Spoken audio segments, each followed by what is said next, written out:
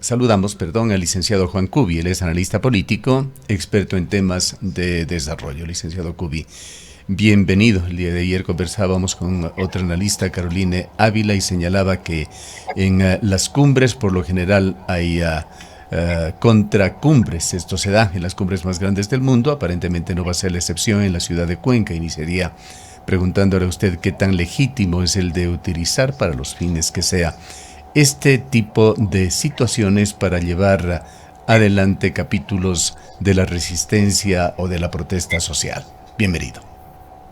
Buenos días, Gustavo, gracias por el espacio. Mire, como usted señala, estas cumbres nunca están exentas de polémica, no solamente por las contradicciones entre países, entre presidentes, sino también porque la sociedad aproveche sus espacios para proponer sus agendas, lo cual me parece legítimo, porque es una tribuna para poder centrar en el debate internacional ciertos temas fundamentales.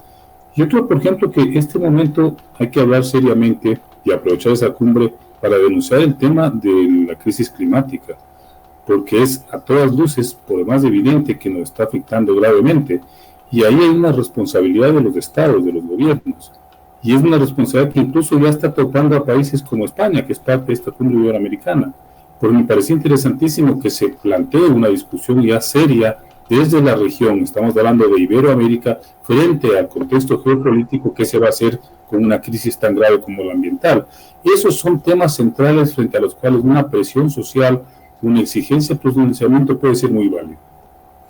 Los propósitos de la cumbre tenían que ver con temas ambientales y fueron a pedido de Ecuador ampliados para tratar también temas empresariales y del desarrollo productivo del país. En todo caso, habrá un amplio escenario dentro de lo que es la cumbre propiamente dicha para tratar una serie de temas generales. No estará, sin embargo, exento el tema del medio ambiente, que era el propósito principal, original, primario de esta cumbre, y se da aquí coincidentemente hechos que continúan preocupando a la ciudad de Cuenca.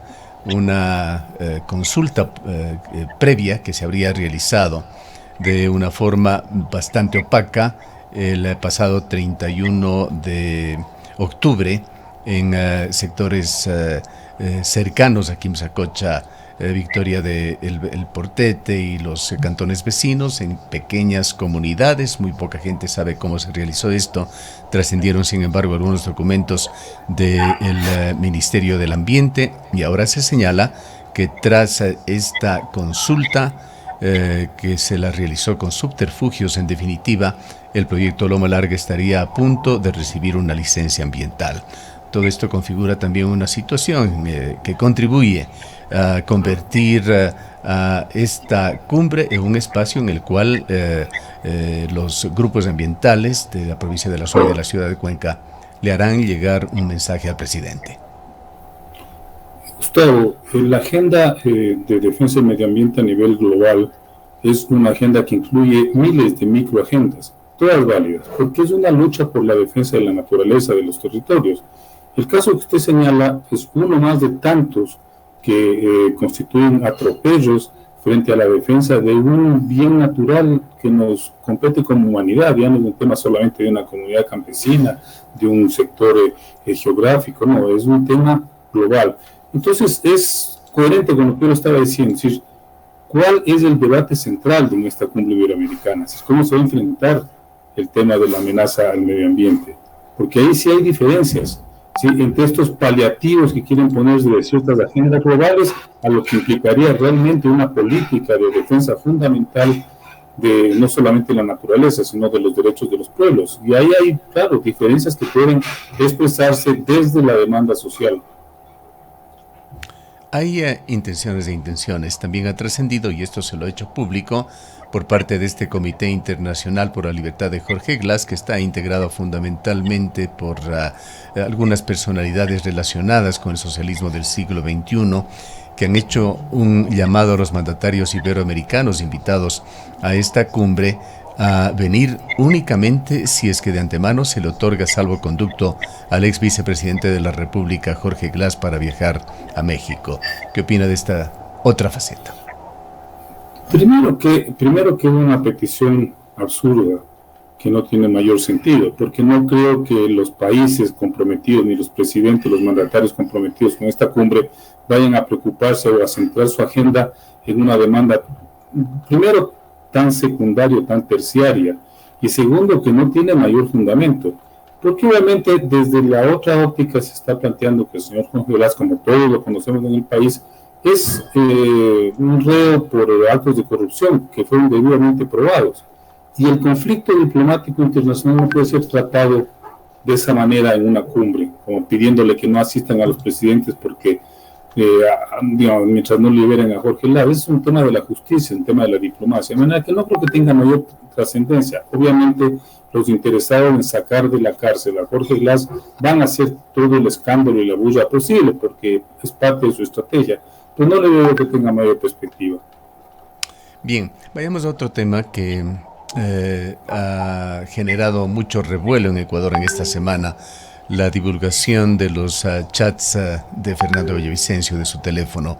La Fiscalía, dicho sea de paso, desde la visión oficial, hace 2 o 3 días, hizo una aclaración señalando que esas divulgaciones que empezaban a circular en las redes sociales no corresponden a una versión original. Sin embargo, varios comunicadores, periodistas que mantuvieron en su tiempo comunicación con Fernando Villavicencio reconocen como originales las intercomunicaciones que mantuvieron con él. Entonces, el tema de si son o no auténticas de alguna manera apuntan a que sí lo son, pero sin embargo se preguntan, y nos preguntamos los ecuatorianos, a quién favorece esta divulgación. El periodista Martín Pallares, y hacíamos relación a un comentario que lo publica el día de hoy, señala varias razones que podrían estar detrás. En lo que él dice es una iniciativa bien planificada para debilitar no solamente a personas, sino a diversos sectores, entre ellos al sector del periodismo,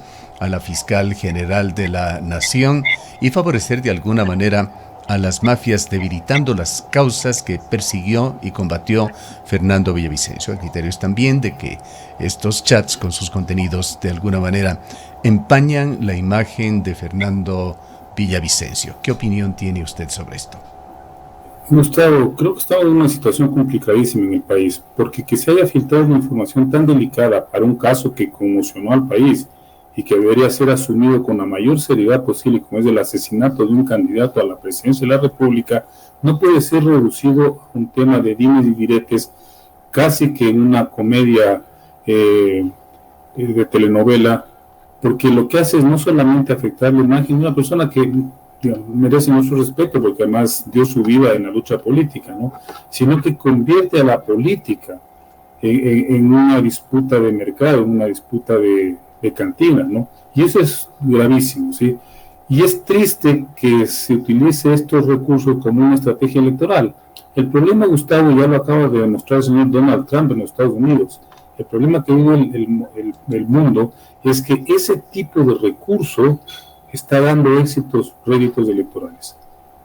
Leí un análisis de un periodista inglés a propósito del triunfo de Trump. Decía, el éxito de Trump es que él se presentó como una persona común y corriente, llena de defectos, llena de vicios, y de alguna manera generó la adhesión de una ciudadanía que está cansado del político formal, del político que trata de mantener cierta compostura, de que se comporta como un estadista, porque esa imagen del estadista es distante. Bueno, según este periodista, eso le dio tal éxito al señor Trump que ha logrado prácticamente arrasar en las elecciones en los Estados Unidos, siendo un reo de la justicia, siendo un personaje que arrastra, digamos, una cantidad, digamos, de taras y de aberraciones políticas, éticas, jurídicas, como todos lo conocemos. Sin embargo, hoy se va a sentar en el sillón presidencial de la primera potencia del planeta. Eso es lo grave. Entonces, con este tema de los chats de Villavicencio, al margen habría que analizar si son ciertos y qué implicaciones tiene esto en términos jurídicos. Lo que se está buscando es convertirlo en un recurso de carácter electorero, ¿no?, para ver si se beneficia a ciertas candidaturas. Y es terrible porque lo que se va a hacer es seguir hundiendo aún más la poca institucionalidad que le queda a este país. Mi pregunta es, ¿cómo se puede creer o confiar en la institución de la justicia si es que se filtran de una manera tan grosera estos chats que debían haber sido ultra reservados, porque detrás de eso hay un crimen gravísimo para la historia del Claro, se país. supone que hay una cadena de custodia y que estuvo Así es. manejada en un nivel muy alto por la Fiscalía General del Estado, también incluso por el FBI. Sí, le decía que se suponía que había una cadena de custodia y que esto también queda en muy mal predicamento. Por eso yo le decía, imagínese lo que significa que se filtre esa información, sea o no sea verídica, ¿no? Ya el tiempo dirá hasta dónde eso está confirmado, pero además eso tiene otras implicaciones. Le escuchaba ayer a Juan Carlos Calderón, que es periodista de Plan B y muy amigo de Fernando Villavicencio, él decía la irresponsabilidad que hay detrás de esta filtración porque pone en riesgo la vida de muchos periodistas que hacían su labor, no solamente con Fernando Villavicencio, con otros personajes de la política, hacían su labor investigativa. Eso no implica para nada que estén comprometidos en algún tipo de acto ilícito, pero por ejemplo, para las mafias del narcotráfico y la narcopolítica que estarían detrás de esta iniciativa, claro que puede ser un motivo de retaliación saber que un periodista estaba investigando algún evento, algún hecho, algún acontecimiento. Y él decía, claro, a los que aparecemos ahí nos ponen en riesgo las vidas sin que tengamos arte ni parte en la trama delincuencial que hubo detrás del asesinato de Fernando Villavicencio.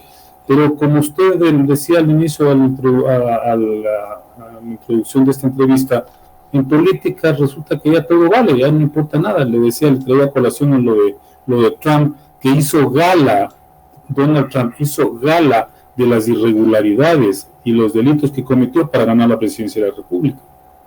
Bien, vayamos a la situación que vive el país, siempre compleja, agravada por la crisis energética que no se vislumbra con soluciones a corto plazo. El gobierno ha reaccionado enviando proyectos urgentes a la Asamblea.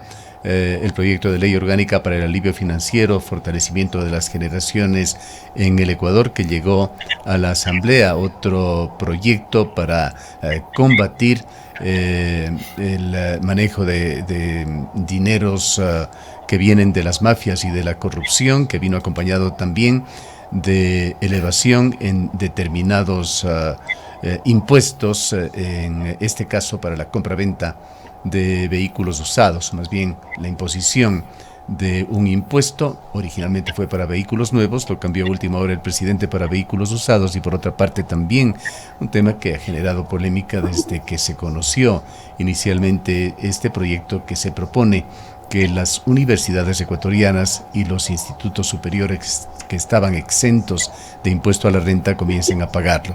La intención del gobierno, además de este alivio que pretende dar a la población con otras normas, también es la de recaudar unos 127 millones de dólares anuales con estos dos proyectos urgentes. ¿Cómo ve el manejo de la crisis por parte del gobierno en este aspecto, así como en los otros, de tratar de resolver lo fundamental, la falta de energía? Gustavo, no puede seguir el gobierno dando palos de ciego. Tenemos los últimos, no sé cuántos, 8, 10 gobiernos que frente a las crisis lo que han hecho es dar palos de ciego, a ver si por ahí le atinan en alguna de las tantas cosas de iniciativas que generan, y así es imposible manejar un país.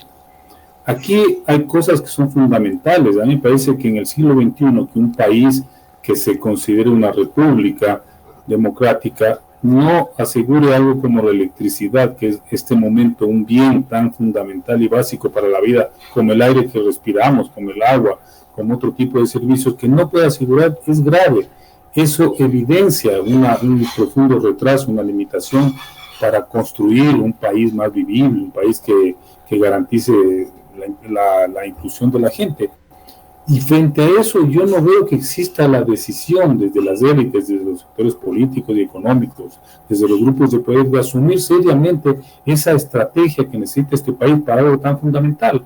Y entonces resulta que ahora compramos por aquí un generador, traemos una barcaza, ponemos una medida para reducir el consumo de combustible, ponemos impuestos para ver si se recauda algo más para el fisco. Pero el problema central de cómo definimos mínimas líneas estratégicas que son fundamentales para un país, y yo no veo que que se lo haya hecho en las últimas 3 o 4 décadas, ¿no? Y si usted pregunta, si usted revisa la postura de los candidatos a la presidencia de la República, yo hasta ahora no he escuchado a ninguno que diga clara, contundentemente, qué se puede hacer para resolver un tema tan fundamental como la crisis energética. Y eso sin hablar de la inseguridad, del desempleo y de la crisis económica, pero algo tan básico, sin lo cual las otras agendas son imposibles de alcanzar, como es proveer de luz eléctrica a todo el país. Nadie dice con claridad qué va a hacer. Yo al menos personalmente, y eso que reviso las declaraciones, las noticias, no he escuchado algo que me convenza de que en efecto los candidatos que quieren sentarse en el sillón de Carondelet han pensado y tienen medianamente una respuesta a esta crisis. En medio de esto también se vuelve un tema recurrente con respecto a ciertos privilegios que se dan en Ecuador, en este caso de la minería. Ha trascendido que el proyecto Mirador, uno de los más grandes, si no el más grande del país, se encuentra paralizado tras la decisión del gobierno de dejar de subsidiar la energía eléctrica que consumía este proyecto, que muy cómodamente esta empresa minera china dejó de lado un compromiso que tenía en un mediano plazo de construir un proyecto hidroeléctrico, el proyecto hidroeléctrico Santa Cruz, para su autoaprovisionamiento. Ha tenido que darse estas circunstancias y poner en la lupa un poco más de cerca estas situaciones de privilegio para que el gobierno nacional tome la decisión de cortar con esos generosos subsidios que apoyaban a la gran minería en Ecuador. Gustavo, se tiene un nombre, es estafa, es trampa, son proyectos tramposos. No solamente que se beneficiaban de la electricidad con subsidio, porque en la práctica ese es un subsidio, un precio preferencial, sino que no cumplieron con uno de las partes del contrato, que era proveer su propia electricidad, construir un proyecto de generación de electricidad propio para satisfacer la demanda de la minera. Acabo de leer en el periódico que en efecto es el proyecto más grande del país, según información de uno de los medios nacionales. Entonces, digamos, y eso que todavía en este país existan aquellos que abogan porque hay que articularse al desarrollo mundial, a la inversión extranjera, que la relación con China es una relación ventajosa, pero ahí estamos viendo que como cualquier país imperial, como cualquier país que tiene intereses en cualquier ámbito de la economía de otras zonas, de otras geografías, lo que hacen es sacar el mayor rédito posible de esa inversión, inclusive incumpliendo con las bases de un contrato. Eso me parece gravísimo. ¿De qué estamos hablando cuando vamos a seguir realizando contratos, acuerdos, estrategias comunes con China? Si es que es un país que no está cumpliendo con lo básico, que es la letra de un contrato. Lo mismo pasó con Coca-Cola Sinclair, de manera que estamos frente a una situación muy complicada, Gustavo, porque no es nuevo tampoco, así lo han hecho siempre estas grandes inversiones, no todas, pero por lo general ha habido siempre estas argucias, estas trampitas para tratar de obviar compromisos, gastos y responsabilidades y sacar un mayor rédito de la inversión. Y eso no es aceptable, Gustavo. Me parece bien, en ese sentido, pese a que yo soy crítico del gobierno, me parece bien que les haya impuesto esta medida, ¿no? Que les haya frenado este desangre de la energía nacional, que debería servir para otro tipo de propósito más democrático y que les obligue a cumplir con esas normas que están establecidas en el contrato. Me parece bien. Ojalá no tenga esto, como decimos vulgarmente, que no sea una puntada con otro hilo que desconocemos. Ojalá sea una medida de exigencia de respeto a la ley. Eso ha traído a la luz también el recuerdo de que es un proyecto inexpugnable. Es imposible para una persona común y corriente, imposible para un medio periodístico visitar y conocer de cerca ese proyecto. Este proyecto Mirador se encontraba en franco desarrollo, se iba a duplicar, o se está en proceso de duplicar la producción minera y de construir, lo que se ha dicho por parte de algunos expertos, una de las relaveras más grandes del mundo.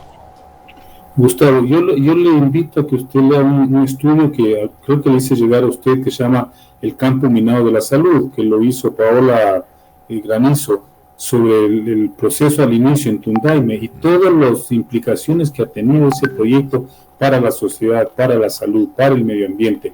todo el incumplimiento de una serie de normas que estaban estipuladas en el contrato, que de entrada ya fueron desechadas o fueron eliminadas por la minera. Es increíble la forma como operan estos proyectos, no respetan absolutamente nada. Si usted quiere, se lo puede hacer llegar vía digital, porque ahí está clarísimo los inicios y las primeras consecuencias de estos proyectos que se hicieron en estas zonas de tan alta biodiversidad como son las estribaciones de la cordillera oriental de los Andes. Bien, demos finalmente una mirada a cómo avanza esa campaña electoral. Juan, hay 15 binomios que han sido aprobados. El binomio de Jan Topic se encuentra a la espera, bajo advertencias documentadas muy fuertes, muy negativas de Cristian Zurita con respecto a esa candidatura.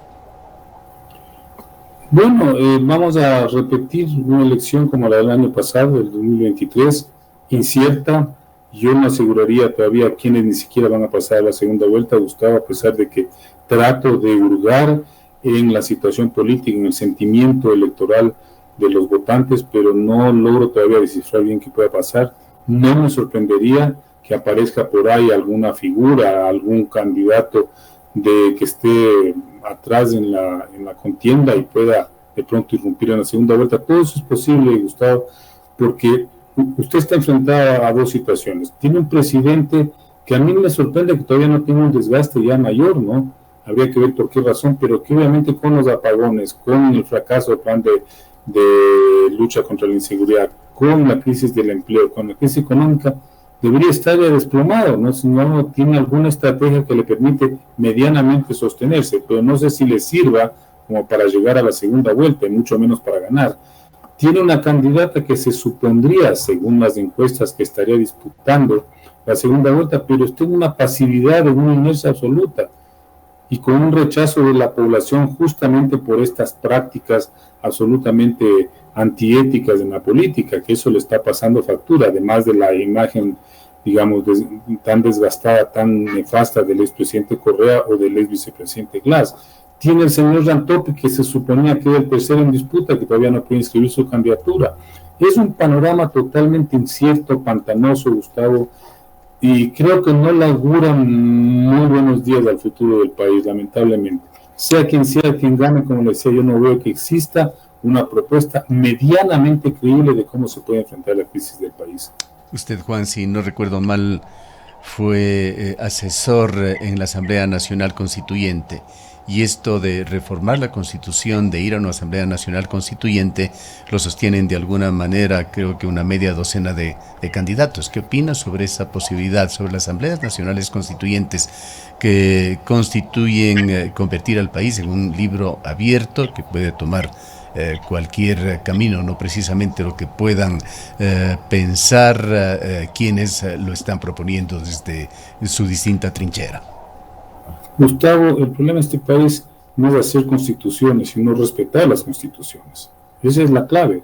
¿Qué sacamos haciendo una nueva constitución, si luego de su aprobación no se la va a cumplir? Y eso ha pasado con esta, con la del 98, con la del 78, etcétera. Ese es el gran problema. No existe una decisión colectiva como país, como fuerzas, como élites, como grupos sociales y económicos, de buscar un mínimo acuerdo para implantar una norma que nos permita una convivencia medianamente aceptable por todos y un futuro. Ese es el gran problema del país. Entonces ahora van a hacer otra nueva constituyente, pero yo no creo que esa sea tampoco la salida para este país. Es más, puede ser aún peor, porque si ganan ciertos sectores interesados en la regresión de los derechos, podrían conseguir incluso quitarle a la actual constitución aquellos aspectos que son absolutamente positivos. Bien. Queremos agradecerle por su presencia, Juan. A usted, muchas gracias, Gustavo. Han escuchado al licenciado Juan Cubi, analista experto en temas de desarrollo. Son las 8 de la mañana.